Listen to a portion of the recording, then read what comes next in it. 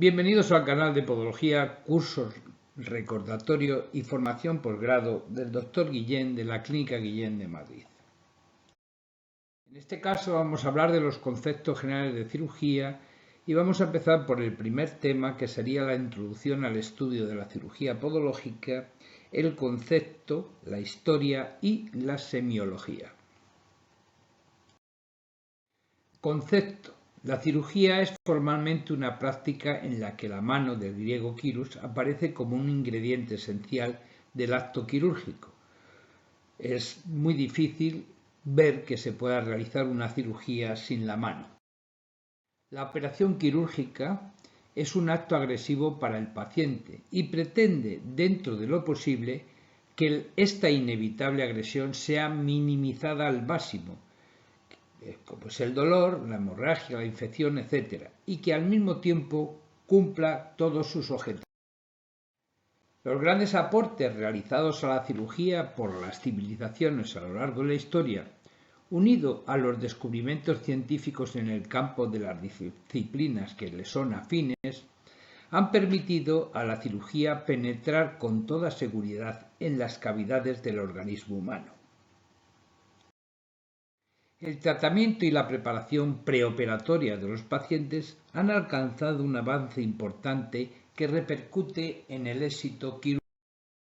Las técnicas quirúrgicas actuales permiten realizar operaciones que hace solo unos años eran consideradas imposibles. Para ello se hizo necesario el desarrollo y evolución de los instrumentos quirúrgicos. Estos han influido en el perfeccionamiento de las técnicas quirúrgicas, repercutiendo a su vez en mejoras de la calidad de vida del hombre. En la historia del instrumental quirúrgico comienza en 10.000 años antes de Jesucristo, le siguen los incas del Perú, Hammurabi en el 1700 también antes de Cristo, después en Egipto del 1200 al 1900, Hipócrates del 377 al 460 también antes de Cristo, pasa a la India, de la India pasa a Celsus en el primer siglo después de Cristo, Ambrosio Paré del 1509 al 1590, y ya vienen los americanos con una cirugía más moderna en el 1861 al 1865 y pasan ya al siglo XVIII y XIX. Después pasan al 1900 y de ahí al siglo XXI, que es en los momentos que nos encontramos en la actualidad. Para hacer una reflexión de todas aquellas evidencias que tenemos de las cirugías y por qué sabemos de dónde venimos, el cráneo que vemos en este caso datado en el Neolítico, que son 3.500 años antes de Jesucristo, conservado en el Museo de Historia Natural de Lausanne. Este cráneo, trepanado posiblemente con una piedra de Siles, se cree que tras esta trepanación la operación del paciente sobrevivió él mismo a dicha operación. El Código de Hammurabi, en el que se incluyen algunas leyes referidas específicamente a la cirugía, herramientas quirúrgicas en Egipto. Aquí vemos un bajorrelieve del templo de Kon Ombo, donde se pueden ver todas esas herramientas quirúrgicas. En Egipto podemos ver un grabado representando una circuncisión en una tumba de Sagara frente a Menfis. Ahí podemos ver con las flechas cómo van señalando cómo se está realizando dicha circuncisión. Mapa de puntos de aplicación de acupuntura, y esto viene de la dinastía Min. La dinastía Min estuvo desde el 1368 al 1644. Perú, ahí tenemos la representación de un cuchillo tumi, era un hacha ceremonial perteneciente a la cultura lambayeque del siglo VIII al XIV. Con esto hacían sacrificios humanos y cortaban el cuerpo en diferentes trozos. En Grecia vemos esta vasija del 470 al 480 de Cristo representando una escena quirúrgica. Vemos un instrumental en la mano y cómo se acerca con dicho instrumental al brazo. En Roma podemos ver Aspis extrayendo una flecha de la pierna de Eneas. Esto está en un fresco de Pompeya. También tenemos estos catéteres romanos del siglo I a.C. En Inglaterra podemos observar una miniatura de Onen Bonus de James D. Palmer en 1360, escena de extracción dentaria para ilustrar una letra D capital. Abulcasis fue un médico cordobés cuando Córdoba era la capital del imperio musulmán, considerado como uno de los padres y fundador de la cirugía moderna. Aquí podemos ver el instrumental quirúrgico que él dejó en un manuscrito en el siglo XV. Instrumentos quirúrgicos también que están ilustrando el libro de John de Andersen, que era un médico británico. El libro se llama Mirror of Phlebotomy, Practical and Surgery, que es flebotología y práctica de cirugía, del año 1370. Aquí vemos en la época de los barberos renacentistas un cuadro con una extracción dentaria pintada por el alemán Johann Liss en el 1600. Sutura de una herida menor, donde podemos verlo en una barbería pintada por el holandés Jerry Luden del 1622 al 1683. La intervención podológica pintada por el belga David Tenier, el viejo que era del 1663 porque después su hijo continuó, el cual le llamaban el joven, también se llamaba igual David Tenier, y también era un gran pintor belga. En Europa Central se distribuyó con éxito un libro titulado Surgery, que es cirugía. Su autor es Lorenz Heister, del 1683 al 1758, al 83. Este era un cirujano alemán que ejerció también en Holanda e Inglaterra. Aquí podemos ver un maletín médico-quirúrgico del siglo XIX, como está perfectamente conservado. En su ángulo inferior derecho podemos ver cómo hay una gran jeringa que la empleaban para destaponar los oídos con agua caliente. Pasamos al tema de la semiología médica. La semiología médica es el capítulo de la medicina dedicado a estudiar los signos. Los signos son las manifestaciones clínicas que son objetivas. Los síntomas son percepciones subjetivas presentados y referidos respectivamente por el paciente. Mediante su organización en síndromes, jerarquización y racionamiento se puede llegar al diagnóstico. Esta información es obtenida generalmente durante la confección de la historia clínica, que es un interrogatorio y examen físico en el contexto de una entrevista. El método de trabajo aplicado se conoce como método clínico. El término semiología también hace referencia al uso de vocablos particulares médico-científicos. En otras palabras, es el lenguaje propio de los médicos para definir las manifestaciones presentadas por los pacientes. Cada profesión tiene su propia semiología. La semiología médica varía de acuerdo con la especialidad a que haga referencia. Entre otras muchas, existen la semiología en cardiología, neumología, neurología, pediatría, hematología, gastroenterología, podología, psiquiatría, oftalmología, reumatología, traumatología, endocrinología, etcétera, etcétera, reuniendo todas las especialidades existentes o ciencias de la salud dedicadas al humano. La anamnesis es la información recopilada por un profesional médico podólogo mediante preguntas específicas formuladas bien al propio paciente o bien a otras personas que conozcan a este último, cuando el paciente no pueda realizarlo. Esto último se denomina heteroanamnesis. El fin es obtener datos útiles y elaborar una información valiosa para formular el diagnóstico y poder tratar al paciente. Patogenia o nosogenia es la parte de la medicina que estudia el origen y el desarrollo de las enfermedades. Es una rama de la patología que se dedica a analizar el origen de un estado morboso. Su finalidad es estudiar los acontecimientos que se desencadenan a partir de la acción de un factor etiológico y que llegan hasta la manifestación de la enfermedad. La teología es la ciencia que estudia las causas de las cosas. En podología y medicina, patogénesis se refiere al origen de la enfermedad. La palabra se usa en filosofía, en biología, en física y psicología, para referirse a las causas de los fenómenos. La etiopatogenia es el origen o causa del desarrollo de una patología. El término etiopatogénesis sería la etiología más la patogénesis. Hace referencia a las causas y mecanismos de cómo se produce una enfermedad concreta. La fisiopatología es el estudio de los procesos patológicos, físicos y químicos que tienen lugar en los organismos vivos durante la realización de sus funciones vitales. La fisiopatología, por tanto, se desprende de la fisiología, ciencia biológica que tiene por el objeto el estudio de la dinámica de los cuerpos organizados. La enfermedad es, en términos generales, un proceso y también el estatus consecuente de afección de un ser vivo, caracterizado por una alteración perjudicial de su estado de salud.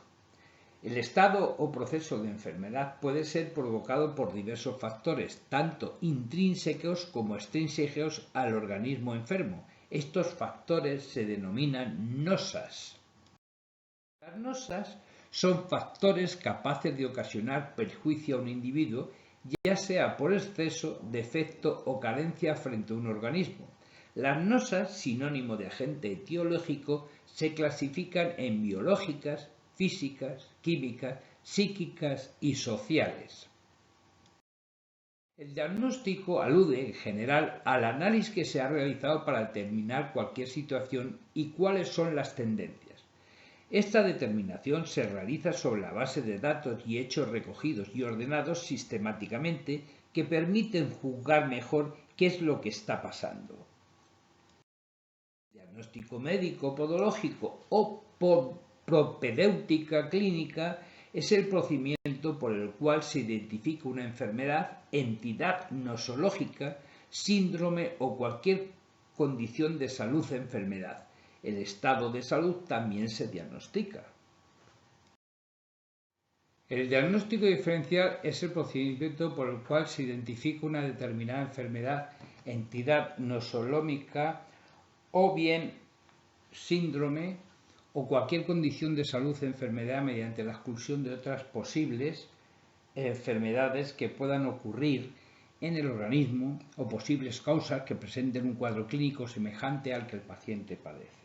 Quiere decir que tendremos que hacer una diferenciación con otro tipo de enfermedades que causan con los mismos síntomas para poder así llegar a un juicio clínico. El diagnóstico por imagen es el conjunto de técnicas y procesos usados para crear imágenes del cuerpo humano o partes de él con propósitos clínicos, procedimientos médicos que buscan, revelan, diagnostican o examinan enfermedades, o para la ciencia médica incluyendo el estudio de anatomía normal y función. El diagnóstico precoz es un programa de detección precoz epidemiológico de salud pública de aplicación sistemática universal para detectar en una población determinada y asintomática una enfermedad grave con el objeto de disminuir la tasa de mortalidad que viene asociada a la misma. Clínica es la disciplina que se ocupa de la observación directa del paciente y de su posterior tratamiento en caso de ser necesario. A partir de la serie de datos e informaciones que se obtienen a través de la entrevista al paciente, acompañado de los signos que resultan de la exploración física o de exploraciones complementarias de laboratorio o pruebas de imagen. El podólogo podrá diagnosticar una enfermedad y pautar un tratamiento para desaparecerla o bien para atenuar todos sus síntomas o parte. Tratamiento-terapia.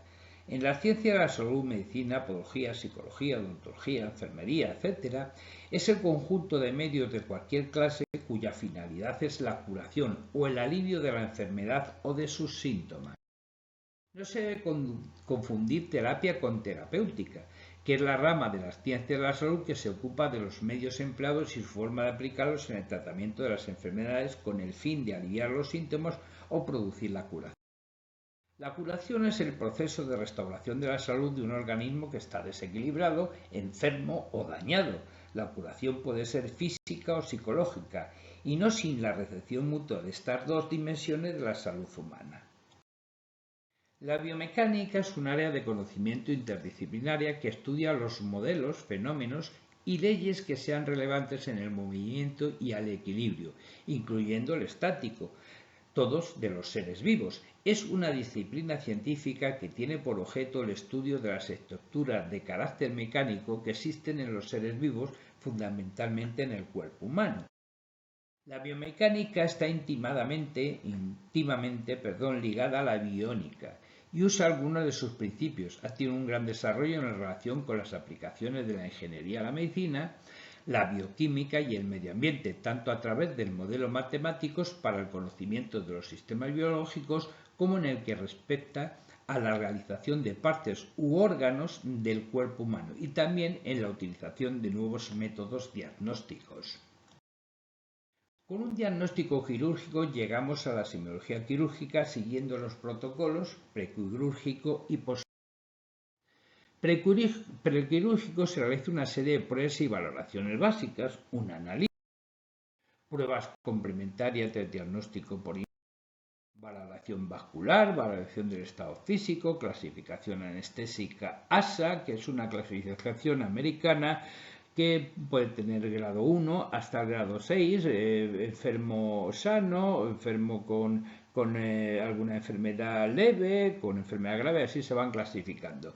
Y la terapia test de valoración biomecánica, cuestionario de salud, consentimiento informado, documento informativo prequirúrgico para el hoja informativa postquirúrgica para el paciente, parte de cirugía, pauta de curas y visitas, esto ya entra dentro del postquirúrgico, pauta de medicación, normas y recomendaciones específicas para cada paciente y el documento final del informe.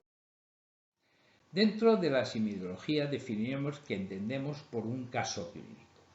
Todo podólogo o profesional sanitario dispone de un caso digno de publicar. Para ello ha de estar indexado, quiere decir que para que tenga una credibilidad el caso que se va a exponer, tiene que estar en una revista que esté indexada.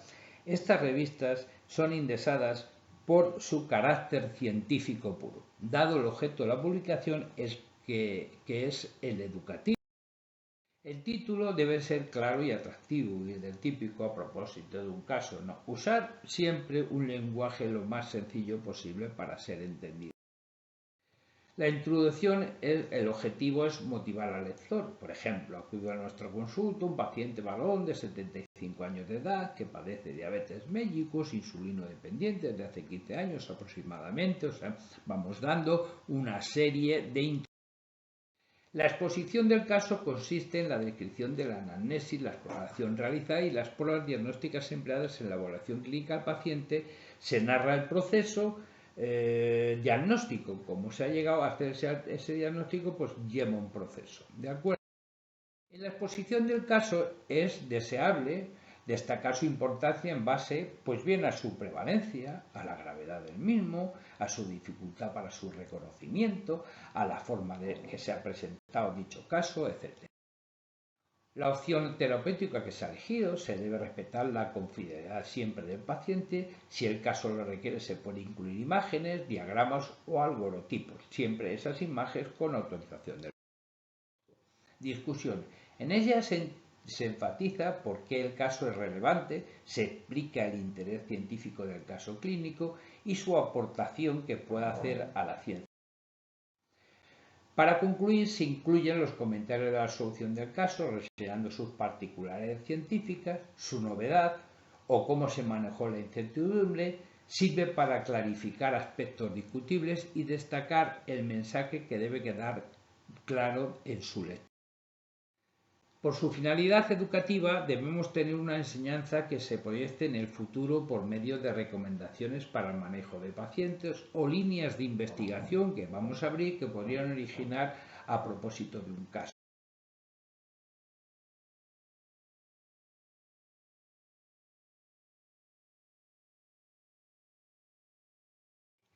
La importancia de dar a conocer los casos clínicos es compartir los casos clínicos por más facilitar el aprendizaje continuo del profesional, del propio profesional que hace el caso, pese incluso a veces en tener un nivel bajo de evidencia científica.